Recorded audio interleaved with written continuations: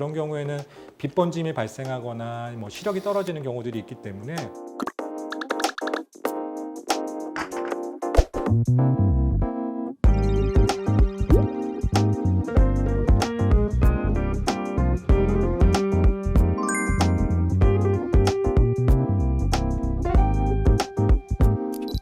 그 백내장이라는 거는 카메라로 말하면 렌즈에 해당되는 부분이 혼탁이 된 거잖아요. 우리 눈의 수정체가 혼탁이 된 질환을 백내장이라고 하는데, 혼탁된 수정체를 제거하고 인공으로 된 수정체를 넣게 되면 이제 수술이 끝납니다. 수술 과정에 대해서 말씀을 드리면, 먼저 각막 절개창을 만들고 수정체를 제거하기 위해서 수정체 앞쪽에다가 원형절개라는 걸 합니다. 원형절개를 하고 안에 있는 혼탁된 수정체를 제거하고, 그리고 남아있는 수정체의 낭, 껍데기를 이용해서 그 안에다가 인공 수정체를 넣게 되면 수술이 끝나게 되는데요. 뭐 이렇게만 얘기 드리면 수술이 굉장히 간단해 보이지만, 수술을 할 때 이런 과정이 이제 완전하게 이루어져야 되겠죠. 그리고 백내장 수술이라는 게 잘 보기 위한 수술이기 때문에 안에 넣는 인공 수정체의 도수를 잘 맞추어서 원하는 이제 시력이 나오도록 하는 것이 백내장 수술이 이제 잘 되었다, 이렇게 말씀드릴 수 있겠습니다. 백내장 수술은 사실 한 번 수술하면 끝나는 수술이에요. 그래서 재수술이 필요한 경우가 많지는 않은데요. 대표적인 재수술이라고 하면 이제 백내장 수술을 할 때 남겨놓은 수정치 주머니가 있다고 말씀드렸잖아요.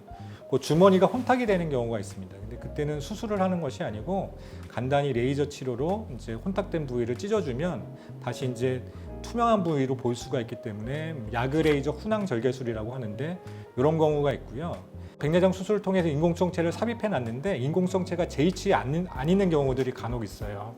나중에 수정체를 싸고 있는 주머니를 잡고 있는 손모체 소대들이 약해져서 뒤로 떨어지거나, 아니면 뭐 완전히 뒤로 떨어지진 않았지만 위치가 불안정해지는 경우가 있거든요. 그런 경우에는 빛 번짐이 발생하거나 뭐 시력이 떨어지는 경우들이 있기 때문에, 그럴 때는 원래 있던 인공수정체를 제거하고 새로운 인공수정체를 넣어줘야 되는데, 그때는 이제 우리가 이용할 수 있는 주머니가 없기 때문에, 있어도 그 주머니가 약하기 때문에 전부 다 제거하고 새로운 인공수정체를 이제 공막에 고정하게 되는 공막 고정술을 하게 됩니다.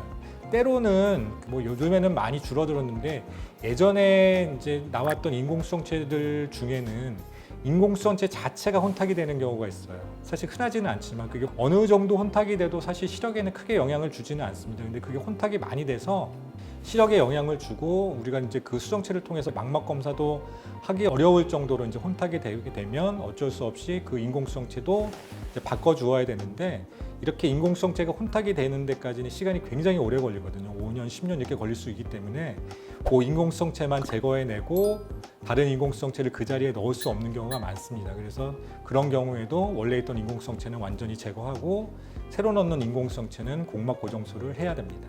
여러 가지 원인으로 그 다음날 시력이 잘 안 나오면 또 치료가 필요할 수 있겠습니다. 백내장 수술은 뭐 대부분 쉬운 수술로 많이들 알고 계신 것 같아요. 사실은 뭐 시간이 많이 안 걸리는 수술이기도 하지만, 수술을 하다가 합병증이 생기면 시간이 또 굉장히 오래 걸리고 다른 수술 재료도 필요하고 이런 경우가 생기는데, 백내장 수술은 아까 얘기 드렸던 이제 수술 과정 중에 앞에 과정이 조금이라도 어긋나면 뒤로 가면 갈수록 어려워지는 수술이기도 합니다. 백내장 수술 중에 일어나는 합병증 중에 가장 흔한 합병증은, 백내장 수술을 할 때 수정체를 싸고 있는 주머니, 수정체 낭에다가 인공수정체를 넣어야 되는데 이 낭이 터지는 경우예요.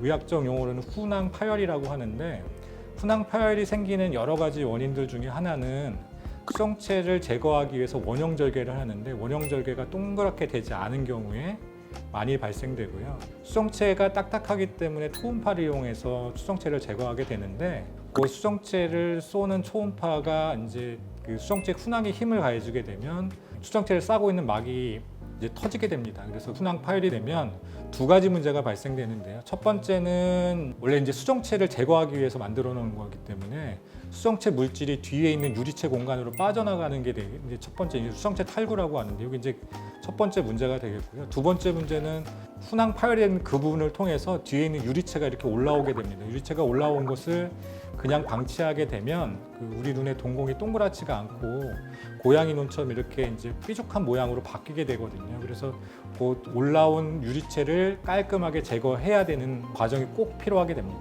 그리고 수술 후에 염증이 발생이 된다거나 또는 뭐 안압이 올라간다거나 이런 것도 이제 백내장 수술 중에 발생될 수 있는 합병증이라고 보면 됩니다. 그리고 훈항이 파열되지 않더라도 수정체를 싸고 있는 주머니가 있는데 수정체를 싸고 있는 주머니를 잡고 있는 것을 손모체 소대라고 해요. 과거에 외상을 입었다거나 아니면 뭐 근시가 심해서 손모체 소대가 약한 사람들도 있고 노화에서 손모체 소대가 약한 사람들도 있는데 손모체 소대가 약하게 되면 수정체낭 그 주머니가 안정성이 떨어지게 됩니다. 그래서 떨어진 소대의 양이 많지 않다 그러면은 그 안에다가 수정체 그 주머니를 강화하는 캡슐라 텐셔닝이라는 걸 넣으면 되는데 만약에 이걸 넣어서도 불안정할 정도로 손모체 소대가 이제 손상이 많이 되게 되면 수정체를 전체를 다 제거를 하고 인공 수정체는 공막에 걸어줘야 되는 수정체 공막 고정술이라는 수술이 필요하게 됩니다. 이것들은 뭐 수술에 꼭 합병증이라고 할 수는 없지만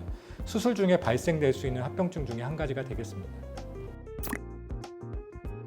그렇죠. 그러니까 우리 인공 수정체는 쉽게 말하면 안경 렌즈하고 똑같다고 보시면 돼요. 사람들마다 각각의 안경 도수가 다르잖아요. 그것처럼 우리 눈에 넣는 인공수정체도 도수를 재는 검사를 해서 이제 넣게 되는데 인공수정체 도수가 틀려지게 되는 뭐 몇 가지 이제 사례들이 있어요. 흔하게는 라식이나 라섹을 받은 분들은 일반적인 눈하고 모양이 바뀌어져 있기 때문에 그 특별한 인공수정체를 넣는 공식에 넣지 않으면 인공수정체 도수가 오차가 많이 생길 수가 있고요.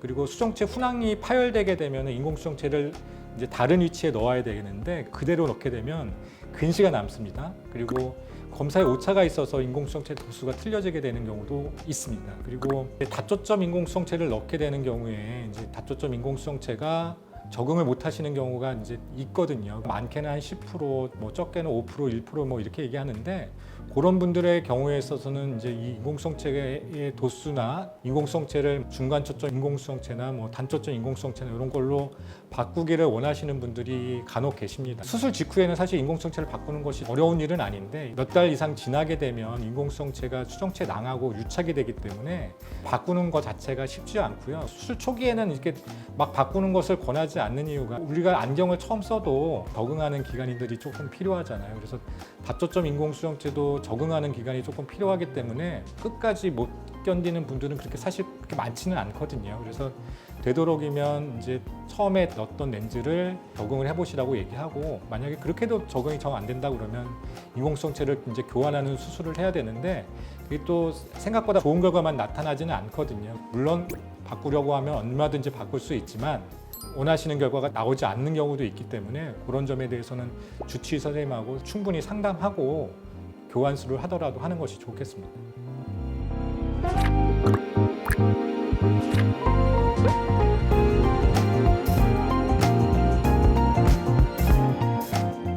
서울하나안과 원장 한정일이었습니다. 여러분들 댓글 달아주시면 제가 직접 여러분들의 질문을 해결해 드리도록 하겠습니다. 감사합니다.